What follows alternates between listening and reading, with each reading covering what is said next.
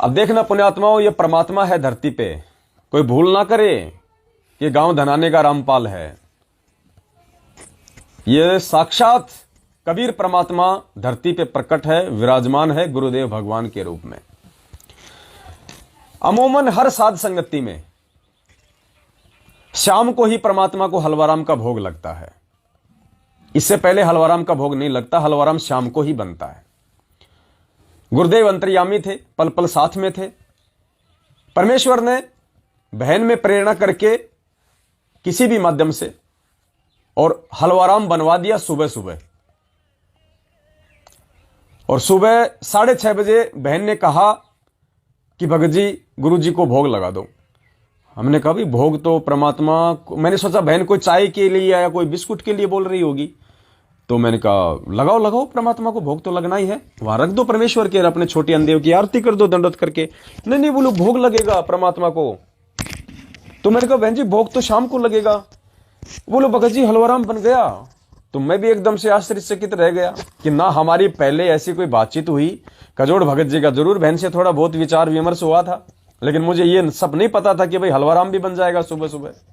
तो परमेश्वर ने उन दोनों आत्माओं में प्रेरणा करके और हलवाराम सुबह बनवा दिया। और 6:30 बजे देखो पुण्यात्माओं, यहां भी परमात्मा ने हमारी बुद्धि ऑफ कर दी।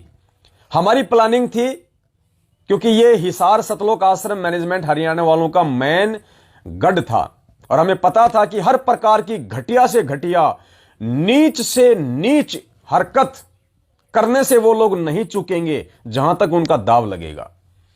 तो हमने ये सोच के कि प्रोग्राम में कोई बाधा उत्पन्न ना हो और बंदी छोड़ भगवान को सही सलामत भोग लग जाए, हमने सोचा कि हम शाम को ही लाइव आएंगे, क्योंकि हो सकता है दास पे इनकी विशेष तौर से निगाह हो।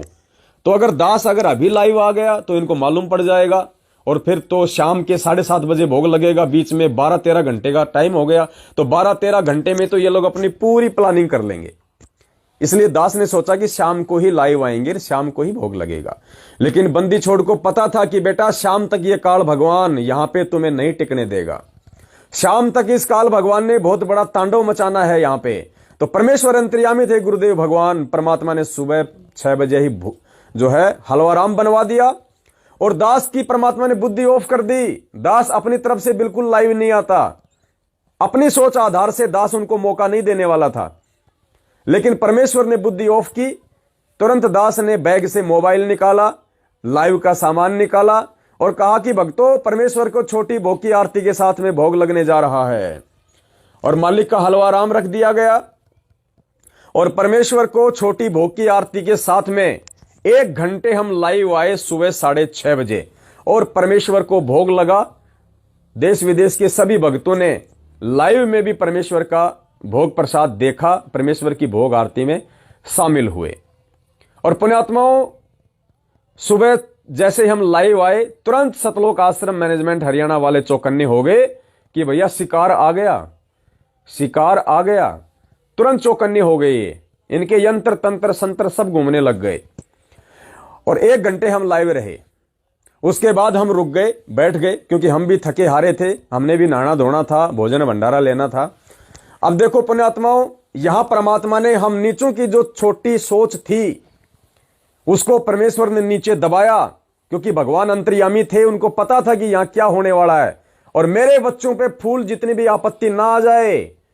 पुण्यात्माओं, परमेश्वर की वाणी है, अगर हम उनके भगत हैं, नाम के भगत नहीं, हाथ में रक्षा सूत्र बांध के भक्ति का दिखावा करने वाले नहीं, गले में लॉकेट पहन के भगत बनने का दिखावा करने वाले नहीं, 24 घंटे कान के पास मोबाइल लगा के, टेप लगा के, गुली बंद लगा के, दुपट्टा लगा के 24 घंटे सुनते रहने, वो भगत नहीं। भगत जो भगवान पे विश्वास करे, भगत जो अपने भगवान के प्रत्येक वचन पे चले, भगत जो अपना तन मन धन सन अपने गुरुदेव भगवान के चरणों में सौंप दे, वो भगत। फिर परमात्मा कहते हैं उन भक्तों के साथ में क्या करता है परमेश्वर। गुरुदेव कहते हैं जो बच्चा गऊ की नजर में, जैसे गाय की नजर में उसका जो बछड़ा होता है ना, गाय 2 सेकंड भी अपने बच्चे से नजरें दूर नहीं करती है कि कहीं कोई आवारा कुत्ता, कोई पशु इसको हानि ना पहुंचा दे।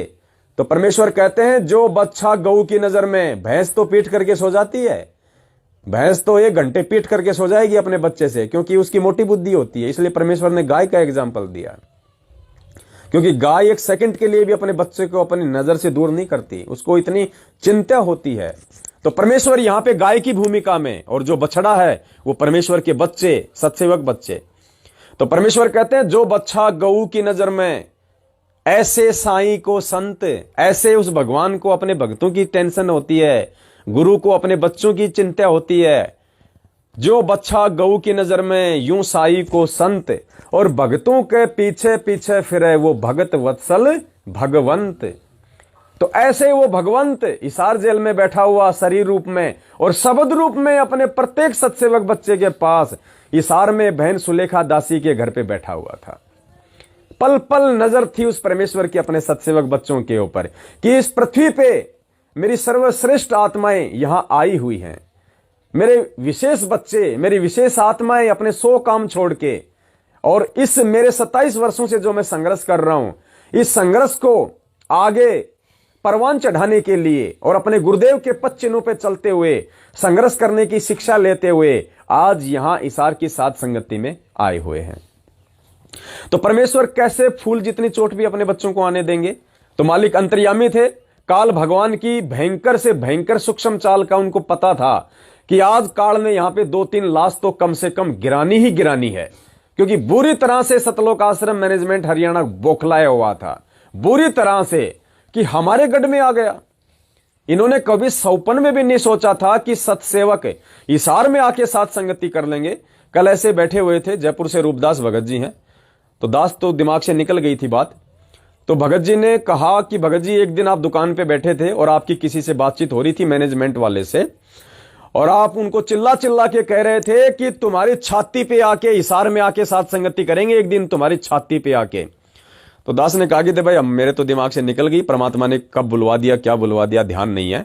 तो भगत जी कह रहे थे कि भगत जी वो शब्द परमात्मा ने 25 दिसंबर को सफल करवा दिया हमारे, उनकी छाती पे जाके ही परमात्मा ने साथ संगतियां करवा दी, जो मैनेजमेंट वाले सौपन में भी नहीं सोच सकते थे कि ये सतसेवक हिसार में, हरियाणा में आके साथ संगति कर लेंगे, और विशेष तौर से हिसार में।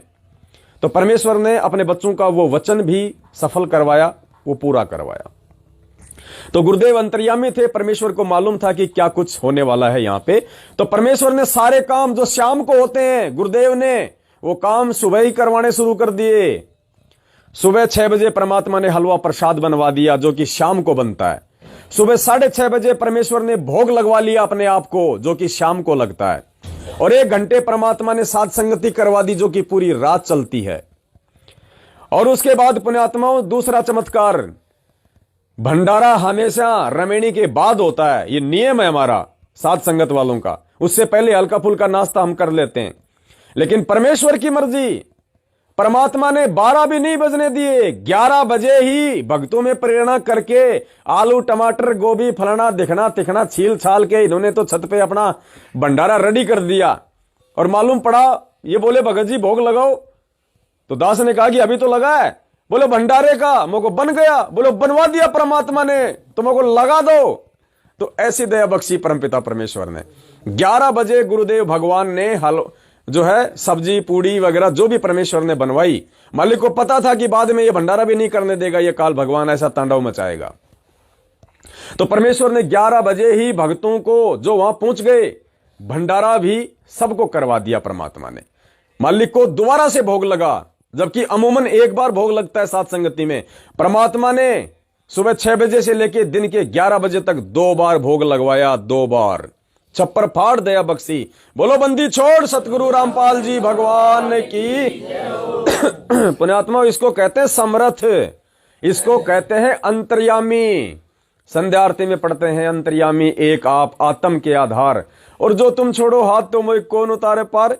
तो ये अंतर्यामी का काम था यहां पे, ये उस समर्थ धनी का काम था यहां पे जो उन्होंने किया। अब पुण्यात्माओं आगे चलते हैं। जैसे ही हमारे भगत भाई बहन ऊपर भंडारा कर रहे थे, ठीक 12 बजे के आसपास पुण्यात्माओं वहां पे पुलिस की गाड़ी आ जाती है। 4-5 थे पुलिस वाले, 5-7 थे। हाँ, 12 से 2 बजे के आसपास 5-6 पुलिस वाले अपनी गाड़ी लेके वहां पे आए, थाने वाले।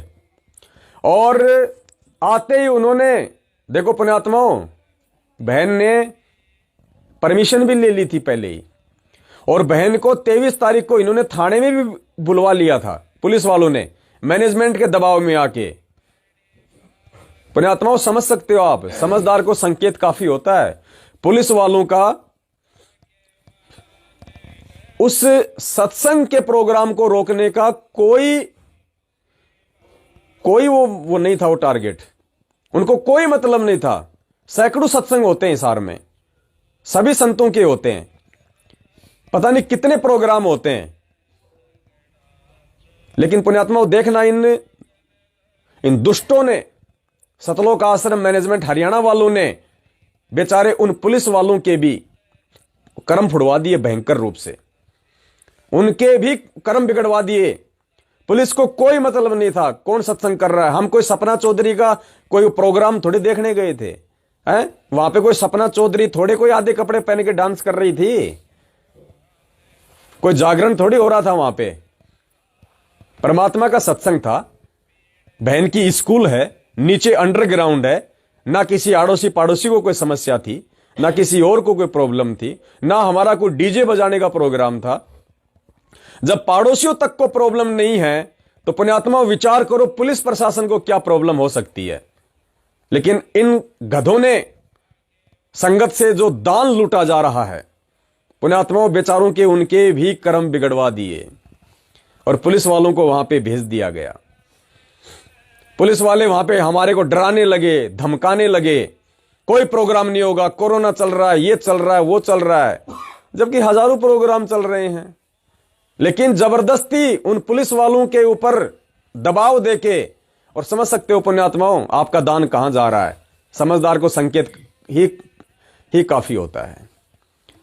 पुलिस वालों ने डराया धमकाया, नहीं होगा, कैंसिल करना पड़ेगा, तुम्हें अंदर कर देंगे, वो कर देंगे। बहन ने काफी मिन्नतें की, बहन के जो पापा जी थे, माता जी थे, उन्होंने काफी उनसे प्रार्थना की कि साहब देखो छोटा सा प्रोग्राम है, हमारे यही कोई जो है मतलब 200-400 भगत भाई बहन आए हुए हैं, बाकी हमारे शाम तक आएंगे, ज्यादा से ज्यादा 1000 हो जाएंगे, आड़ोसी पड़ोसी को कोई प्रॉब्लम है नहीं, उल्टा काम हम कुछ कर नहीं रहे, आप देख लो आके, भंडारे का काम है। लेकिन पुण्यात्माओं पीछे से मैनेजमेंट का प्रेशर था उनके ऊपर, और उन्होंने एक नहीं सुनी और कहा कि या तो निकलो वरना फिर हम निकालेंगे। परमेश्वर ने इतनी दया जरूर बख्शी, उन पुलिस वालों के अंदर ये प्रेरणा की, और पुलिस वालों ने कहा कि फटाफट जो लोग हैं उनको भंडारा कराओ और भंडारा करवा के सबको यहां से निकालो। हम ऊपर बैठे हुए थे, सभी भाई बहनों ने भंडारा कर लिया, सारा काम हो गया, कंप्लीट हुआ। उसके बाद में उन्होंने कहा भाई जल्दी करो, निकालो यहां से सबको। और जब सुलेखा बहन जब नीचे गई तो सुलेखा बहन को जो पुलिस वाला था उसने साइड में ले जाके कहा, क्योंकि परमेश्वर कुछ संकेत करवा देते हैं। उस पुलिस वाले ने कहा कि देख बहन, हमें अच्छे से पता है कि कौन सही है और कौन गलत है। देखो पुण्यात्मा विचार करना कौन बोल रहा है ये बातें। पुलिस वाले ने कहा कि हमें अच्छे से पता है कि कौन सही है और कौन गलत है, और आप लोगों ने इन लोगों से बराबर की टक्कर ली हुई है, बराबर की टक्कर। और तुम्हारा जो ये प्रोग्राम चल रहा है ये तो वर्ल्ड वाइड चल रहा है, पूरे देश विदेश में चल रहा है ये। और भाई यहां पे कोई जयपुर से कोई पवन नाम का एक व्यक्ति है, वो इनका मेन टारगेट है।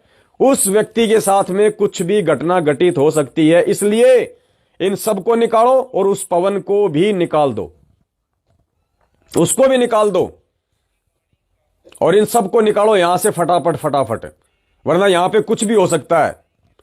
मतलब सतलोक आश्रम मैनेजमेंट हरियाणा का कितना भयंकर षड्यंत्र प्रशासन को भी अपनी मुट्ठी में कर लिया, और उसी प्रशासन के सामने, पुलिस वालों के सामने कोई कम से कम कोई 50 गुंडे मैनेजमेंट वाले वहीं खड़े हुए थे, मुख्य सारनामी, मेन व्यक्ति। और जो गुप्त सेवा जो बताई गई थी वहां के भक्तों को, हिसार वालों को, कि गुरुजी का आदेश है 25 दिसंबर को गुप्त सेवा ली जाएगी। पुण्यात्माओं ये तो जब बेचारे भगत यहां से बाहर निकले तब इन भक्तों ने बताया फिर कि भगत जी 1 किलोमीटर के एरिया में ऐसा कोई चौराहा नहीं जहां पे 5-5, 6-6 भक्तों को हाथों में लठ लेके खड़ा ना कर रखा हो। और इन भक्तों को कितनी परेशानी हुई है बेचारों को, ये आपको बताएंगे ये बाद में। हाथ जोड़ जोड़ के गए अपने ही भगत भाइयों से, क्योंकि हमें परमेश्वर ने झुकना सिखाया है, किसी को झुकाना नहीं सिखाया। परमेश्वर कहते हैं हरिजन तो हारा भला और जीतन दे संसार, और हारा तो हरि सू मिले जीता यम की लार। और परमात्मा कहते हैं कहते को कहीं जान दे, गुरु की सीख तू ले, साकट और सवान को उल्ट जवाब ना दे। ये परमेश्वर के संत महात्मा, ये ऋषि मुनि पृथ्वी के पुण्यात्मा हाथ जोड़ जोड़ के अपने भगत भाई बहनों से निकले वहां से, हाथ जोड़ जोड़ के निकले वहां से। ऐसा गुंडागर्दी का माहौल इन्होंने 1 किलोमीटर के एरिया में पैदा कर दिया कि जो भी 2-4 आदमी है मैन वो निकल ना जाएं। और आज चाहे उनको जान से मार दो, उनको टपका दो किसी भी प्रकार से, चाहे लठों से, चाहे हथियारों से, चाहे बंदूक से। पूरी प्लानिंग के साथ में ये लोग आए थे कि आज वो 1-2 व्यक्ति यहां से बच के नहीं जाने चाहिए। ऐसा मौका जिंदगी में दोबारा नहीं मिलेगा उनको टपकाने का। और वहां का जो पुलिस प्रशासन था उसने उस कुक्रम में उन मैनेजमेंट वालों का भरपूर साथ दिया, वरना पुलिस वालों को क्या दिक्कत थी, हम सत्संग कर रहे थे। लेकिन देखो दिक्कत मैनेजमेंट वालों ने उनके माध्यम से करवा दी।